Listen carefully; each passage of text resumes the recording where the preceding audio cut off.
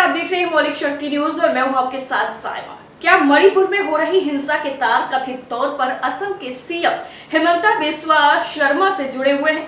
दरअसल आपको बता दें कि मणिपुर हिंसा को कैसे शांत किया जाए, अभी ये उपाय ढूंढने की बीजेपी की परेशानी दूर भी हुई नहीं है कि वो अब एक और परेशानी में फंसती हुई नजर आ रही है।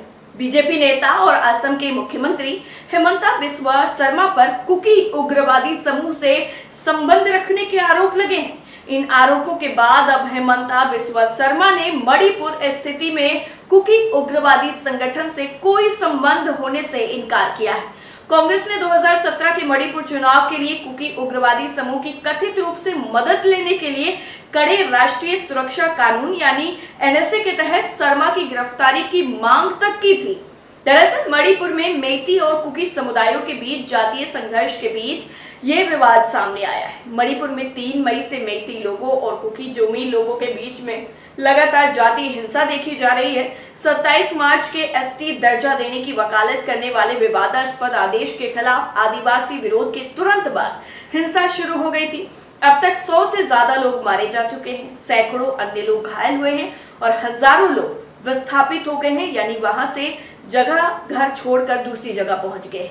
कांग्रेस पर निशाना साधते हुए हिमंता बिस्वा शर्मा ने कहा कि पार्टी द्वारा उनके खिलाफ किए गए दावे झूठे थे। शर्मा की यह टिप्पणी असम प्रदेश महिला कांग्रेस अध्यक्ष मीरा बोरठाकुर गोस्वामी के उस आरोप के बाद आई है जिसमें उन्होंने आरोप लगाया था कि कुकी उग्रवादी समूह के एक नेता ने गृह मंत्री अमित शाह को लिखा था कि उनके संगठन ने 2017 के मणिपुर विधानसभा चुनाव में भाजपा की मदद की थी। यानी ये पेच जो है वो अब भाजपा के ही दामन में फंसता हुआ नजर आ रहा है।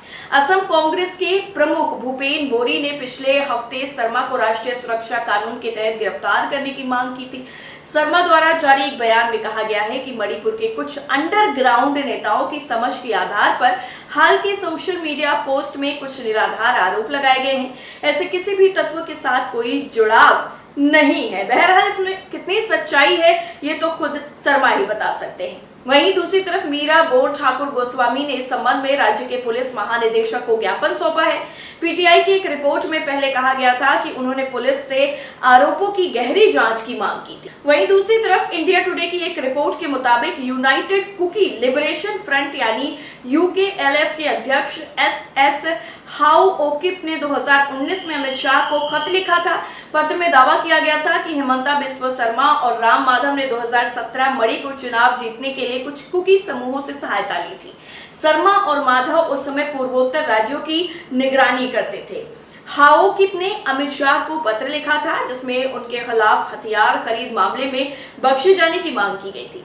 विद्रोही नेता ने पहले बीजेपी के लिए किए गए एहसानों का हवाला दिया और ये पूरा जो है वायरल हो रहा है, जिसके बाद बीजेपी घिरती हुई नजर आ रही है। अब शर्मा ने कांग्रेस पर कटाक्ष करते हुए कहा कि 2008 में कुकी, जोमी और हमार समुदायों के बीच समझौते पर हस्ताक्षर किए गए थे जब कांग्रेस सत्ता में थी। हिमंता बिस्वा शर्मा ने कहा कि सोशल मीडिया पोस्ट में जिक्र किया गया है कि एक अपील है एक समूह के स्वयंभू अध्यक्ष द्वारा लिखी गई है जो 2018 में एक हथियार चोरी मामले में शामिल होने की जांच के दायरे में था। उन्होंने कहा कि उस अपील की एक व्यक्ति द्वारा खुद को बचाने के लिए एक हताशा भरा प्रयास था।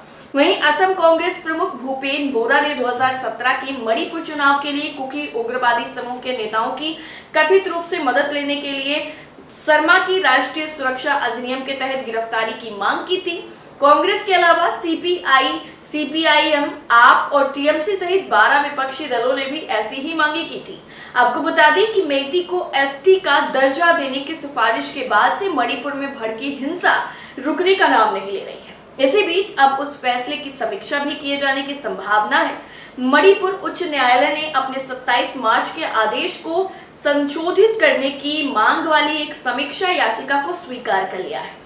मार्च वाले अपने आदेश में अदालत ने राज्य सरकार को अनुसूचित जनजाति यानी एसटी सूची में मेइती समुदाय को शामिल करने की सिफारिश करने का निर्देश दिया था, लेकिन अब उस पर पुनर्विचार किया जाएगा।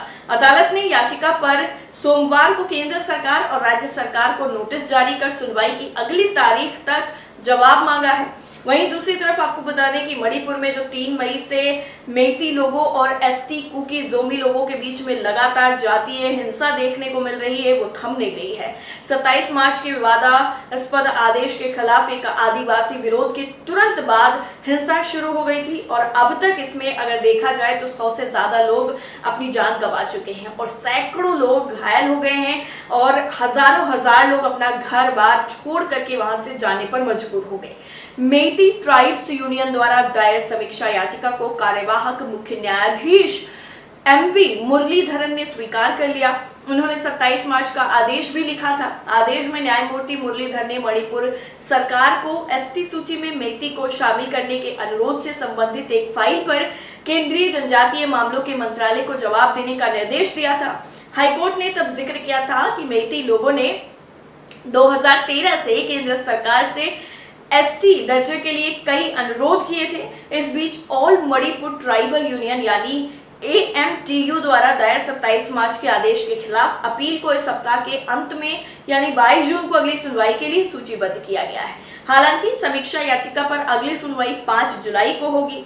द हिंदू की एक रिपोर्ट के मुताबिक इस अपील में MTU ने पहले ही अपनी आपत्ति दर्ज करा दी है और केंद्र ने अपील पर आपत्ति नहीं जताने का फैसला किया है। लेकिन मणिपुर में राज्य सरकार ने अभी तक ये तय नहीं किया है कि वो अपील में शामिल होना चाहते भी हैं या फिर नहीं शामिल होना चाहते हैं। जिस तरीके से ये हिंसा धीरे धीरे आगे बढ़ी और उसमें अलग अलग मोड़ नजर आए, लोग बेघर हुए, आगजनी हुई, लोगों को अलग अलग मुश्किलात का सामना करना पड़ा। ऐसे में कोई गंभीर और ठोस कदम उठा देना चाहिए था, लेकिन कुछ दिनों के भीतर ही AMTU द्वारा उच्च न्यायालय में अपील दायर कर दी गई। हालांकि MTU द्वारा समीक्षा याचिका जून के दूसरे सप्ताह में ही दायर की जा सकी थी। आपको बता दें कि पिछले महीने हिंसा शुरू होने के बाद से ही राज्य में जिस तरीके से माहौल बिगड़ा है, शांति भंग हुई है, कानून जो है वो पूरी तरीके से खत्म होता हुआ नजर आ रहा है और हिंसा थमती हुई नजर नहीं आ रही है, वो काफी ज्यादा आपत्तिजनक है। समझा जा सकता है कि हिंसा की वजह मेइती और कुकी समुदाय के बीच का जो तनाव है और उसमें अब हेमंता बिस्वा शर्मा के जुड़े होने के तार भी निकलकर सामने आ रहे हैं। हालांकि इसमें कितनी सच्चाई है इसकी पुष्टि हम और हमारा चैनल बिल्कुल नहीं करता है, लेकिन आपकी राय क्या है इस पूरे मामले को लेकर कमेंट करके जरूर बताइएगा।